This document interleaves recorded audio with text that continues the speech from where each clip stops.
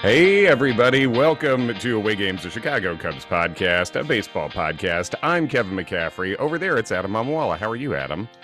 Hello, I am doing well, and a happy 6-year anniversary to you. A really happy 6-year anniversary, folks. And if you don't know what anniversary it is, I'd be shocked, but here's a little reminder. Here's the 0-1. This is going to be a tough play. Bryant, the Cubs win the World Series. Bryant makes the play. Isn't that nice? And the Cubs have finally won it all. Shivers. I still get shivers. It's really good watching everybody jump around on the field. It's on YouTube. Go do yourself a favor, folks, and go relive one of the last purely good days in American history. It was November 2nd, 2016, and we're recording this, and this episode is dropping on November 2nd, which, as you very well know, is the anniversary of the Cubs winning the 2016 World Series. That was nice. You know, as much as people love to hate on Joe Buck, and people were celebrating him not calling the World Series this year, it is a perfect call. It is. I have said that before. I will say it again. You could not have scripted a better call. No, I think Joe Buck is underrated nationally at this point. Yeah. I think he gets too much hate. I think he got less annoying as time went on, which, Adam, isn't that hopefully how all our lives roll out? It would be lovely to be less annoying tomorrow than I am today. The outlook is cloudy, but I do agree that that's the best. I mean, that's the best winning a World Series call. Obviously, it's iconic to us, but it's also sort of nationally iconic. It's one of the biggest World Series ones. I don't really remember the call. It maybe was Buck 2 when like the Red Sox broke their streak, or when the White Sox did. Yeah, I believe for the Red Sox, it was like a comebacker to Folk, I think, was the one who grabbed it. And it was Red Sox fans have longed to hear it. And then like the flip to first, and the Red Sox are world champions or whatever. But what he did well, and I think he's probably taking this from the greats of yesteryear, the Vin Scullys of the world, is he knows when to shut up. Like I think after the Cubs won the pennant, he makes the call and then says nothing for like a minute. I think it was similar with the World Series after he says like the Cubs have finally won it all, 8, 7, and 10. He just doesn't say anything and lets it unfold, which is, I think that's like a real pro move. It's like being an interviewer, like you have to know when to shut up. Absolutely. I think that's a great comp. It's a move of power too, knowing when you're not needed in the thing. And great call. And I think his is absolutely, for me, that's the call. That's the best call. Of course, I've heard Pat Hughes's too. And I relate to Pat Hughes's because I think he was maybe in a spot where it it means more to Pat Hughes than it does to Joe Buck, right? And I know how I was in that moment watching everything. Like I was not like emotionally caught up to myself, like mentally and emotionally I wasn't matched up. So Pat Hughes I think is sort of like, it's more muted than you would think it would be. Right. But I get it, Like he was intentionally trying to control his emotions in that moment. Yeah, or just like sort of maybe like overwhelmed into normalcy, like went all the way around into like sort of, because I've heard Pat Hughes like more like enthusiastic sounding about a regular season walk-off win or something. So I think it just, it's and a difference between the Red Sox call where that was finishing off a sweep, right?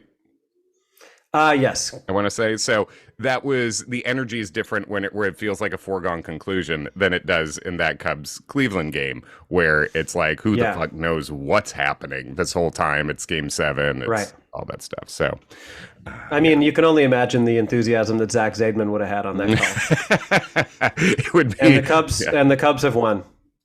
Yeah, but he would say it like a minute after it happened, and he would just be like, "Oh, tough grounder to third," and then you would just hear noises and cheering and not know like what happened. Like, did it go over the fence? Did a wolf run onto the field? Zach, tell me something. And then eventually you'd get a notification on your phone and be like, "Oh, we won. Okay, thanks, Zach." Yeah. Well, I don't remember exactly what happened with me. I do remember there being tears involved. I think I either just screamed yes, or I just like said, "Oh my God," and then just collapsed into tears. I know I was on my third location of the night with my brothers in Chicago. Started at one bar, sort of bar, kind of like restauranty thing, and then we went to like a sports bar close to my brother's house. That's when all hell broke loose. And then once it went rain delay time, we were all like, we got to get out of this. But who knows how long this is going to happen being in this bar. Right. So we went to my brother Joe's house in Ravenswood, and I remember basically being, I don't know if I was kneeling already or if I like fell to my knees, but basically 3 brother dog pile, and then you know, hit the streets, and then walked our way down to Wrigley and walked it all around. So, you know, what a time. Let's get back there, huh? Yeah, let's get back there. Let's get back to where Kyle Schwarber is right now, which is just hitting bombs and being beloved by the city of Philadelphia right now. Who they took a 2-1 lead last night with hitting nothing but bombs. They sure did. It would really be some nice karma if the if the Phillies can take advantage of the Astros tipping their pitches. It is funny. We retweeted a tweet from @AwayGamesPod on Twitter, on Instagram, all the things, and we retweeted somebody posting like, "It's weird to hear from Astros fans on Twitter that the reason they lost was because McCullers was tipping pitches, when we heard from them that knowing what's coming doesn't matter." You know, right? It's pretty funny, but yeah, it either does or it doesn't. Right. And there was an interesting moment there where I guess it was Harper came back and was telling Alec Baum something, like a very almost a comically visible thing, like a stage whisper. Yeah, it was exactly. It was a stage whisper being like, "Hey, I have a bit," like it should have been sung and danced the way he was like, "I got a secret," you know, to Baum, and then Baum went up there and just hit a tank immediately. So it's like, man, maybe Bryce caught something. Yeah, but well, I guess, do you want to start with the World Series stuff or Cubs stuff? I mean, I guess let's do Cubs stuff. That we'll touch on the World Series. So yeah, tell me about the Cubs this week. Well, let's talk about the piece of bad news in Cubs land before we get to the good news. Top prospect, Mr. Canario, Alexander Canario, suffered I mean, gruesome is really the only way to describe it, a gruesome ankle injury. I believe he also, like, in falling, basically he planted his foot into first base running down the line. His ankle turned like the opposite way of how you usually expect to see an ankle injury happen. Like, it turned kind of inward. Yeah. And like out towards the field, basically. Right. Don't watch it unless you feel compelled to. No, Halloween's over. Horror movies are done. Yeah, this is. I mean, this is like some Kevin Ware in the NCAA, like Paul George, Willis McGahee in the national. Like it was bad. I just got really tingly when you mentioned the Kevin Ware thing. I forgot that existed. Jesus Christ, worst thing I've ever seen on a sports field. Maybe. And then he also compounded it by hurting his shoulder when he fell after blowing out his ankle. But basically, the prognosis is like very much fractured ankle, shoulder injury. I mean, I think this speaks to the fact that as great as a prospect looks, there are certain unknowable things where if some freak injury happens, like nothing is guaranteed. And that says nothing about Canario. That says nothing about anyone. It's just one of those things where we all talked about Canario and Brennan Davis and a couple of the other top Cubs prospects as being people who we could kind of count on moving forward. And you don't know. No, and Canario, he broke out with, I think it was like 37, 38 homers across all levels this year, got up to AAA. Strikeout rate went way down. Walk rate went up. He stole more than 20 bases. He has a cannon of an arm, and he can play center, even though you'd think of him more as a right fielder. But yeah, the guy, I mean, this is like, he's having ankle surgery, and apparently he fell so hard to his shoulder after that he has to have shoulder surgery now too, which is just like awful. It's chaotic to imagine how destructive this one hustling down the line, and I believe it was the Dominican League, Dominican Winter League. Like, now he's going to be, I mean, he's not going to be back in any sense until probably well into the season. We're talking, you know, the timeline is, I think, reaching out to like May or June before he gets back on a field. And the way we were thinking about it 2 weeks ago was hoping that he would possibly be in Chicago by then, and now that's not going to happen. And on top of that, Brennan Davis also was shut down with with some back issues out of the Arizona Fall League. So those were the two prospects you were thinking about for an outfield spot, for possibly that open center field spot. And now it's hard to count on any of that. And compiling on that is the fact that this is the offseason where who knows what the Cubs would be doing, but like they should be thinking about making a big trade of some sort to help at the major league level. And one of these are two guys who obviously Brendan Davis you think of as relatively untouchable, but no prospect should be untouchable for the reasons you were just outlining. And now the Cubs don't really have clarity on that, or don't have those guys at the top of their value to even consider for trade. So that's a lot of bad news. Yeah, it's a lot of bad news. There's not really much more to say about it other than the fact that it's super unfortunate, and for a person who really seemed to be like peaking at a time that is great for the Cubs as they hopefully are turning the corner into being competitive again. Mm-hmm. It's a no pun intended, but it is a very bad break. Yes, very big time. Yeah. But in happier Cubs news, emphasis on the Happ, yes. Mr. Ian Happ is officially a Gold Glove winner. I mean, to go from a point where David Ross was telling him, look, you're just not going to play every day, and being sent back to the minors a few years ago, to having an all-star season, to not being traded, surprisingly, which was very nice, and then to winning a Gold Glove. I'm very happy for the guy. I feel like he's put in the work. He seems it's cool to have kind of gotten to like know his personality, listening to the Compound over the past few years. But I mean, good for him. Yeah, it's super well deserved, and I saw a note that this is the first left fielder the Cubs have had win a Gold Glove. Bob Dernier won it as a center fielder, and then Hayward and Andre Dawson won it in right field. But first left fielder. Henry Rodriguez really got the snub back in the day. But yeah, this is great to see, and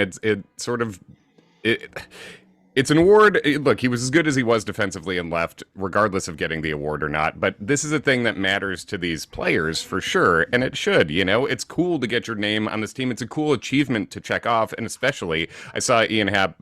When he was commenting about it, he was saying if child Ian heard he won a Gold Glove, it's not that he would have been like surprised necessarily, but he would have been like, "Why am I not playing shortstop? What am I doing in left field?" Because apparently he grew up like loving watching Omar Vizquel play defense and shortstop. So I think it's just like what a cool story, and what an interesting profile Ian Happ has now as a guy who's worked himself into being a plus defender, a Gold Glover in left field, who runs the bases well, gets on base, has power, has upped his contact rate, a switch hitter. He's just like an extremely well-rounded player, and I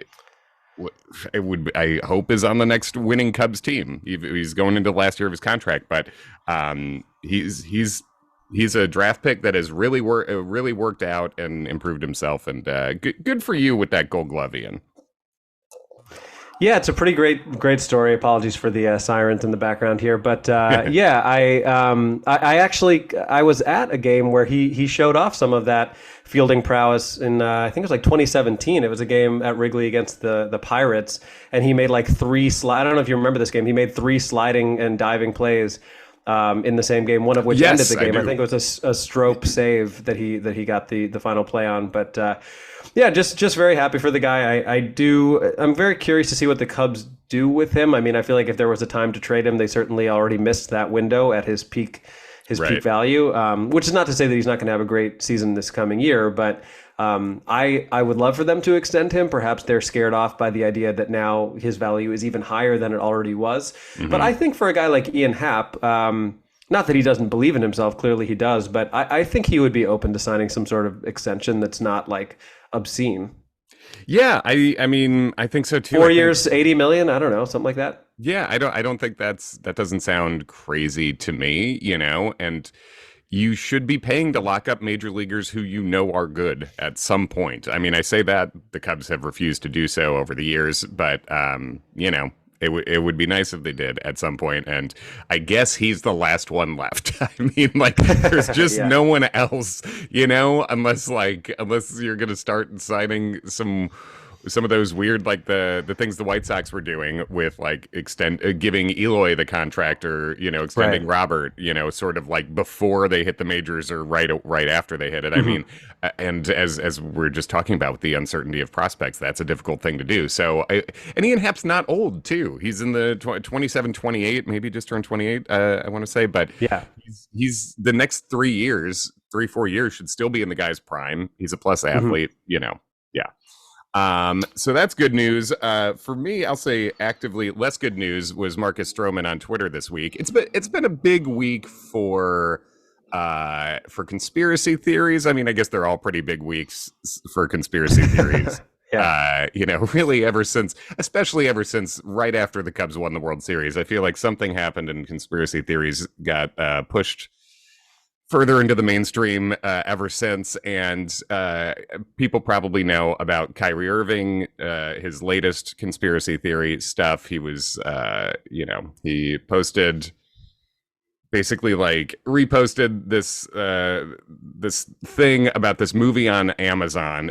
That is actively anti-Semitic. And for people who don't know, the thing Kyrie Irving was pushing forward is the film is called Hebrews to Negroes and promotes the idea that the Holocaust was a lie. It promotes the idea of a link between modern Jews and Satan worship. It includes quotes attributed to Adolf Hitler about how fraudulent modern Jews are, that they're not, quote, real Jews, and they are apparently focused on world domination.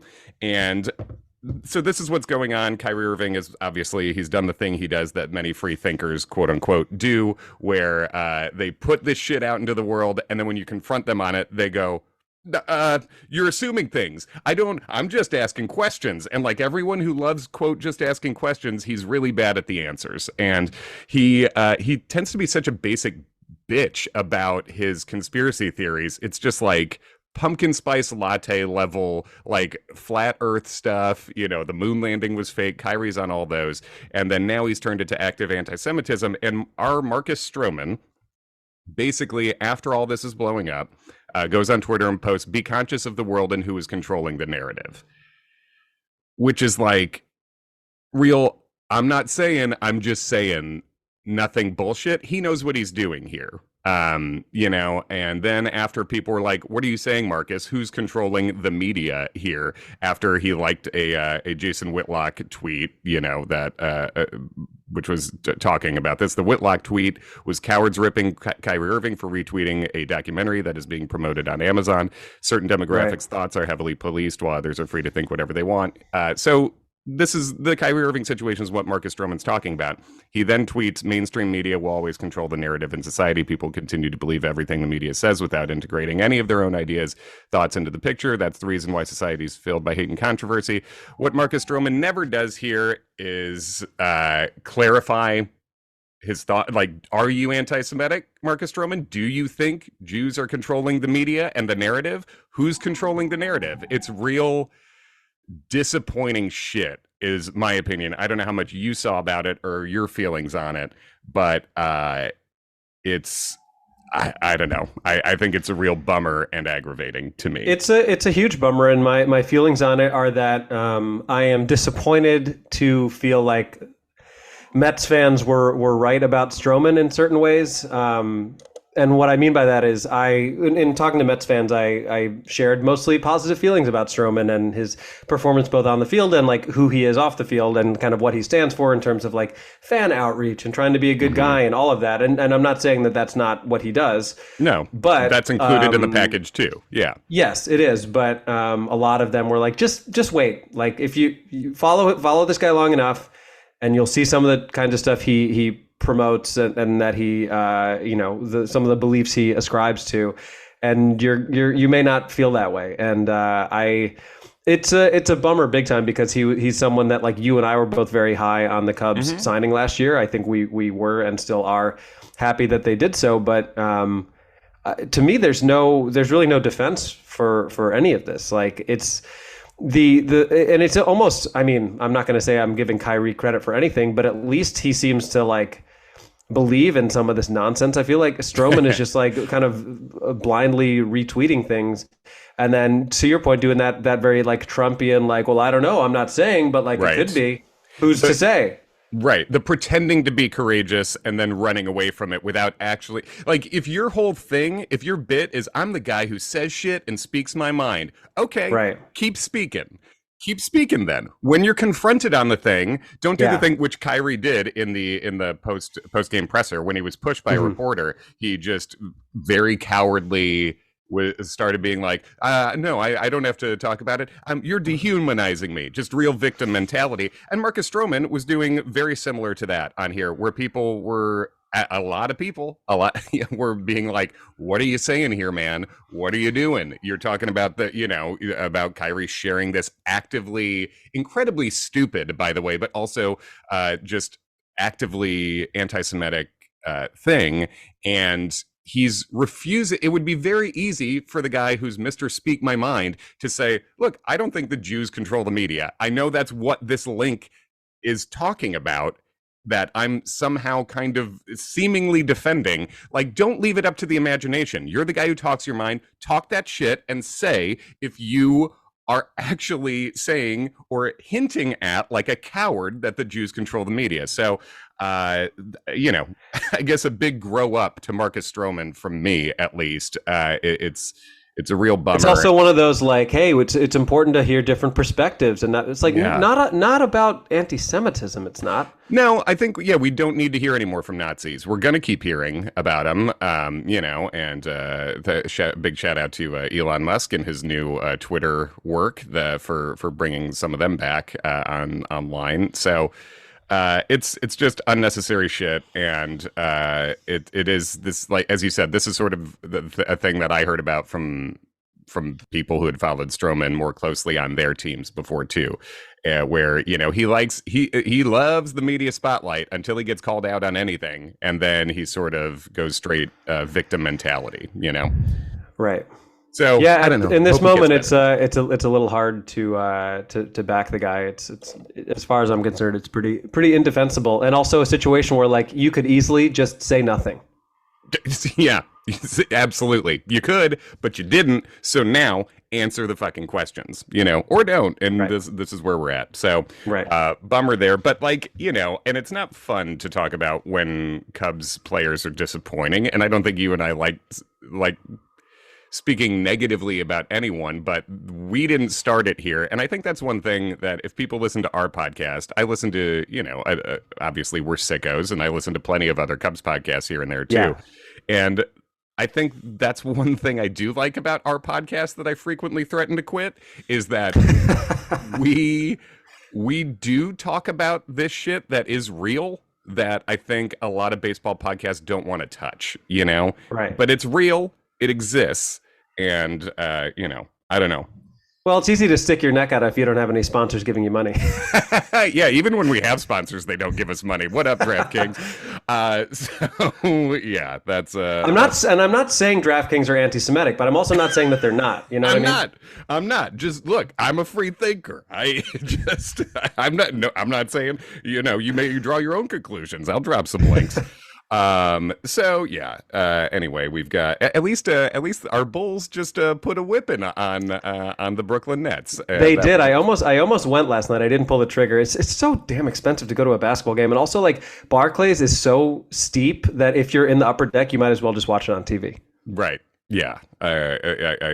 I've been there I was there for, like, a hockey game a few years back. Do you remember the Islanders? The Islanders did the most Long Island person thing ever. Yeah. They moved to Brooklyn for a year and then was like, I'm scared of the city. And then they went immediately. The rent's too high. Yeah. Yes, exactly. Yeah. Oh, I've been to Islanders games there, and half of the ice was blocked because the views were obstructed. It was terrible. Yeah. It's pretty bad. So yeah, I don't know. Is there any other Cubs stuff before or World Series stuff? No, I do not have any other Cubs stuff. I guess World Series stuff. In terms of a quick recap. So Game 1, Phillies are down 5-0. They come all the way back. They win, and especially kind of like a 1-2 punch of the game's almost about to end on a walk-off bloop. Castellanos, who is not at all, nor has ever been known for his defense, makes an amazing sliding play. Immediately, was it Real Muto who hit the home run to go ahead? Maybe in Game 1. I forget who it was. I think it was Real Muto, but whoever it is, someone hits a home run in the top of the 10th to put the Phillies up by 1. They win. And at that point, you're like, I don't know about you, but I was thinking like, this is full on team of destiny type stuff. Like how much else needs to break right for the Phillies? Not to mention, I forget the exact stat, but they were talking about like the number of times that any team has come back from a 5-run deficit in a World Series game. The number of times that the Astros specifically have blown a 5-run lead, and it's like almost never in history. So yeah.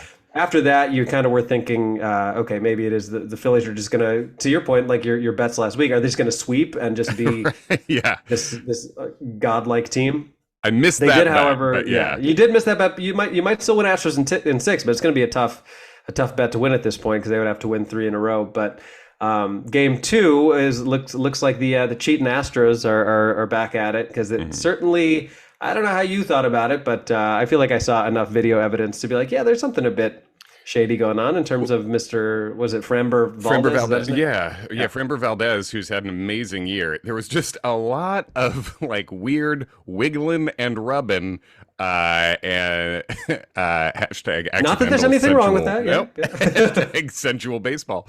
But just like on the wrist, and it seemed like, all right, do we have stuff here? Is it a stuff like are we putting stuff on the ball, stuff for the grip? What's happening? And nothing was really confirmed, and no one seemed too worked up about it. But it was like it did stand out, Yeah, but I mean, regardless of that, the Astros won pretty handily. But then we go back to Philadelphia. There was a rain out, which Good job waiting 8 days to start the World Series. I get it. Yeah. I understand that there are plans in place, and it is what it is. But anyway, so the Phillies and Astros get rained out.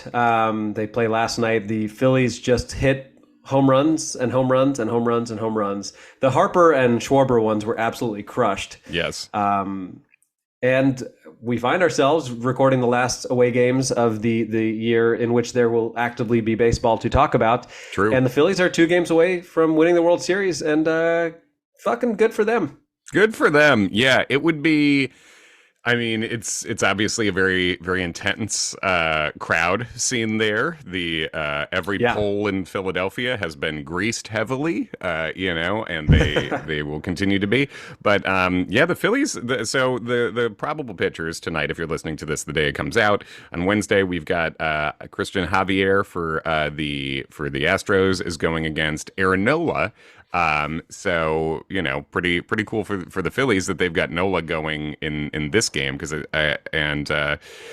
then we've got the next game will be Verlander versus Syndergaard, and you figure that's going to be sort of maybe a piggyback situation a little bit more with Syndergaard, but all hands on deck. That'll be the last game in Philadelphia, especially if Philadelphia has a chance to end it at home that day. And then if not, they've got Zach Wheeler going in game 6 in Houston. So I mean, we talked about how well Philly could be set up for a short series with how good the top end of their pitching staff is, which Houston also has. But but I think the rainout helps Philly more than it helps Houston, and that's big.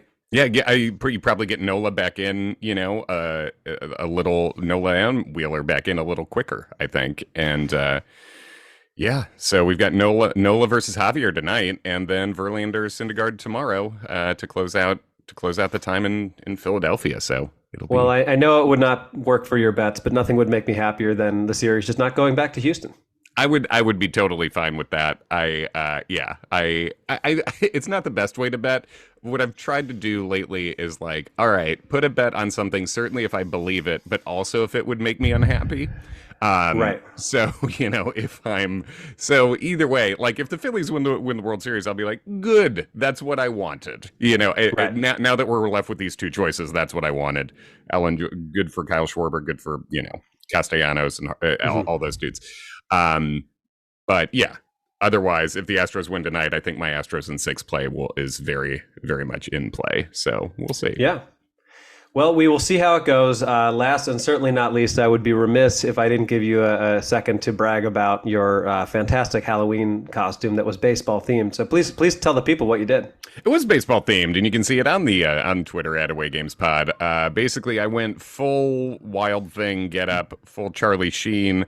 I got a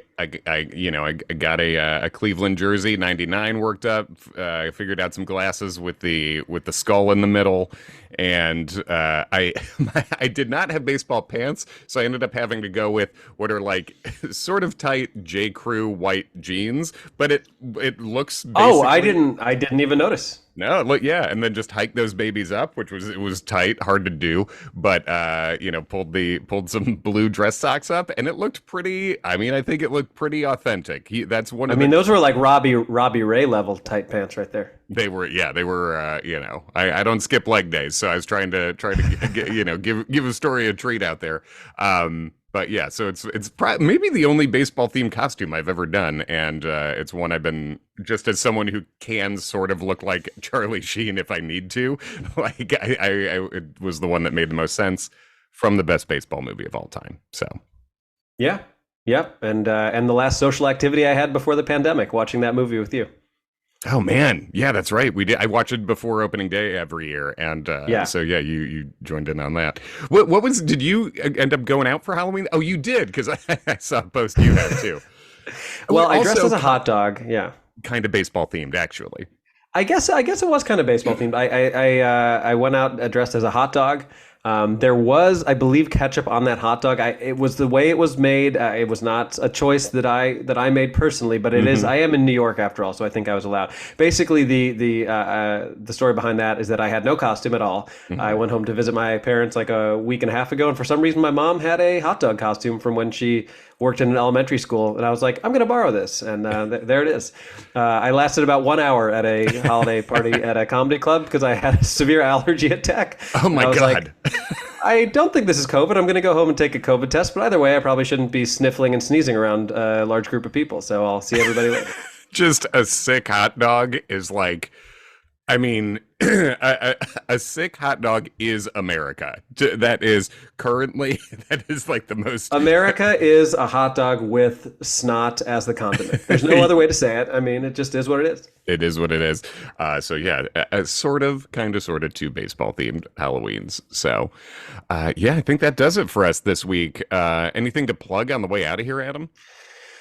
Oh, I don't think so, Kev. How about you? No, I don't know. No, like Midwestern shows coming up. I'm in Massachusetts. I'm in Maryland. I'm in upstate New York doing stand up over the next few weeks. But hell yeah, yeah. But yeah, we'll holler here when it's back to the Midwest. But yeah, thanks for listening, everyone. Enjoy the final days of baseball in 2022, and once again, happy anniversary to one of the last truly good games.